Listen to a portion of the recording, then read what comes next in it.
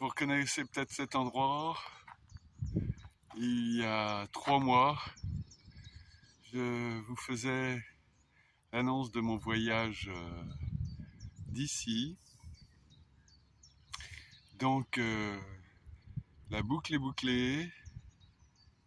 Je vous laisse donc voir la vidéo qui retrace mes dernières journées en Espagne et mon retour.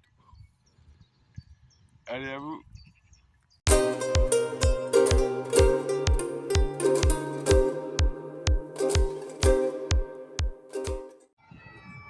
Et voilà, après une étape de 53 km 400, j'y suis arrivé.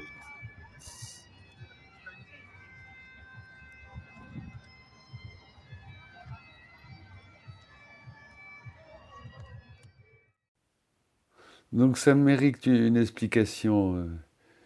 Les 53 km, on va me dire, ouais, c'est un exploit sportif, c'est super. Eh bien, pas du tout.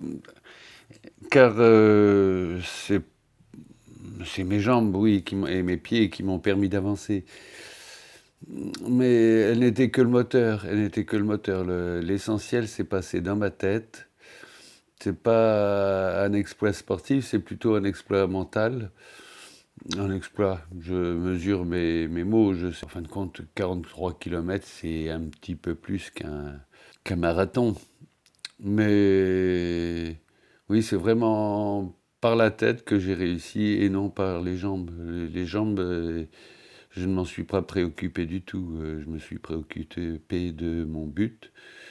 J'ai refait tout mon voyage dans la tête, repensant à des détails, à des paroles prononcées, à des choses qu'il fallait que je retienne. Mais à aucun moment, je n'ai pensé à mes jambes. Ceci dit, je ne suis pas peu fier de ce que j'ai réalisé quand même. Hein. Je ne vais pas faire le faux modeste. Voilà, je suis arrivé et je m'étais fixé un contrat quand je suis parti de Mélidée. C'est si j'arrivais le soir à Compostelle, j'avais le droit d'aller jusqu'à Fisterra en bus. Ce que j'ai fait en partie puisque je me suis gardé les derniers petits kilomètres à pied. Un autre pèlerin de bronze défie la côte devant nous.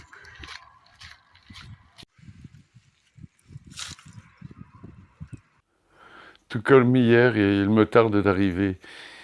Et j'avoue que j'ai pas trop envie de filmer. J'ai la tête ailleurs.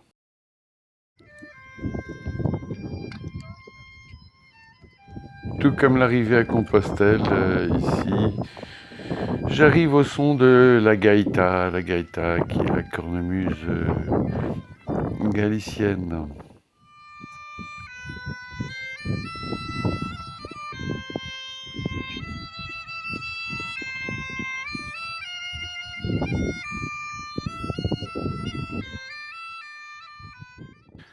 J'ai vécu mon arrivée à Compostelle comme un stress émotionnel très intense.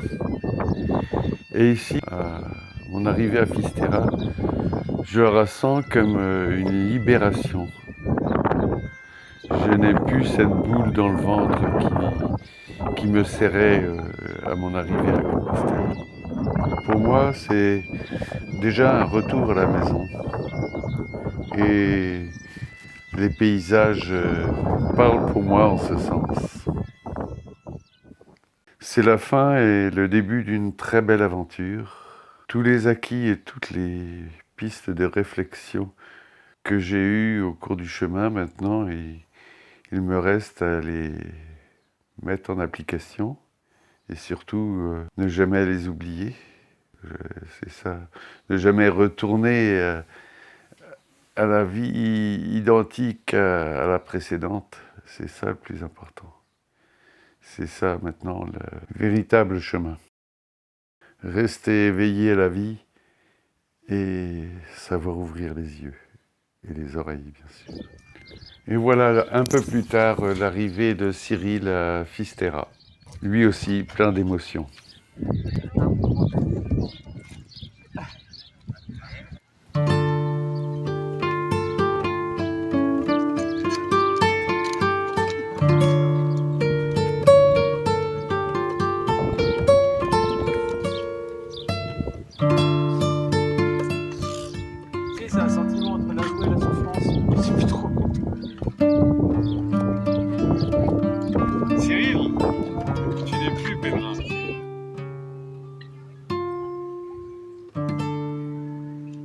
retourne ce matin sur la place de Santiago.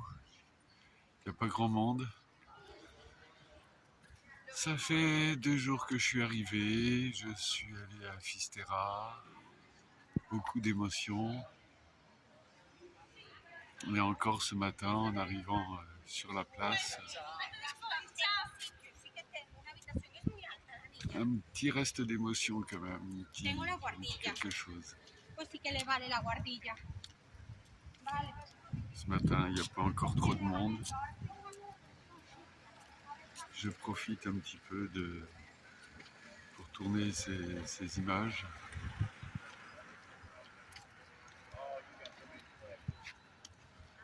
J'ai besoin de temps pour digérer tout ça. J'ai besoin de temps mais c'est normal, c'est pas dramatique. Aujourd'hui, je vais rester encore sur Santiago. Je pars demain soir.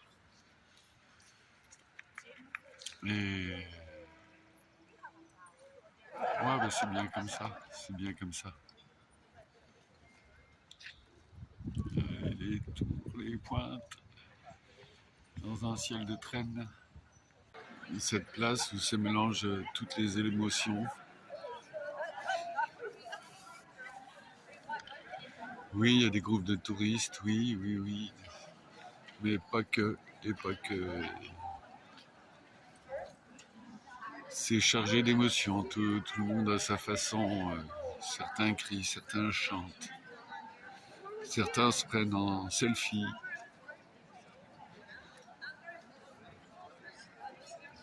Ça ne peut pas laisser insensible. Quand on a vécu cette situation.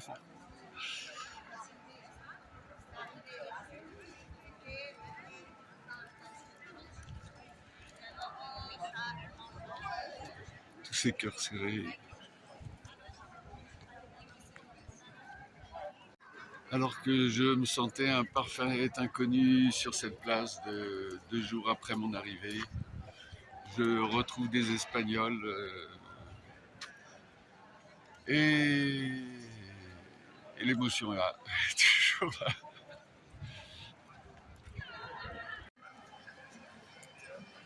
Il y a 2 jours à Fisterra, j'ai dit « Aïe, c'est fini, je ne suis plus pèlerin ». Ben, je me pose toujours la question.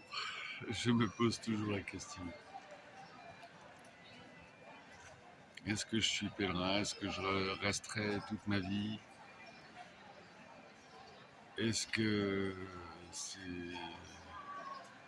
juste un moment d'émotion qui passera avec le temps? J'espère pas. J'espère pouvoir continuer à garder cet esprit que j'ai acquis pendant le chemin.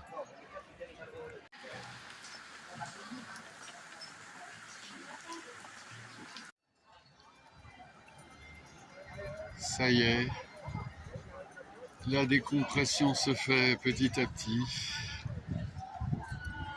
et l'arrivée sur cette place ne m'a plus fait guère qu'un petit frisson. Maintenant, le reste est à venir.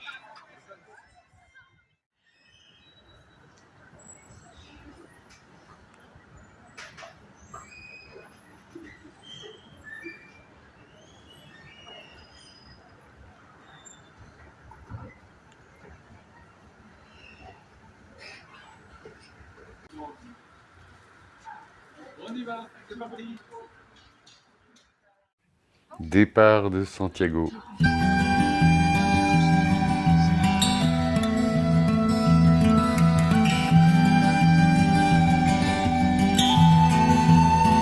voilà, petit à petit, le tricot se découd, le chemin se défait. Je retourne sur mes pas.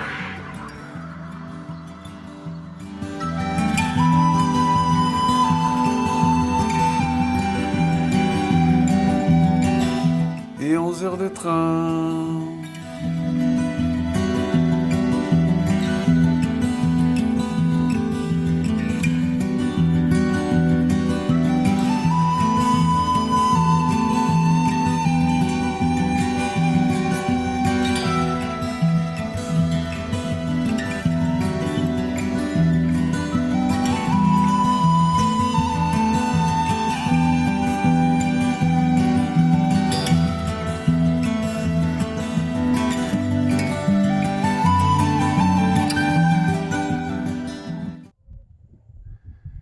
Et juste un dernier petit mot, vous avez vu cette vidéo, elle était la 13e vidéo d'Ilo, donc on va pas s'arrêter là-dessus.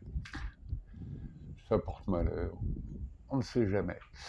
Toujours est-il qu'il va y avoir une autre vidéo que je compte faire d'ici 8-15 jours sur le retour. Sur le retour, je vous dirai mes ressentis et ce qu'il en est.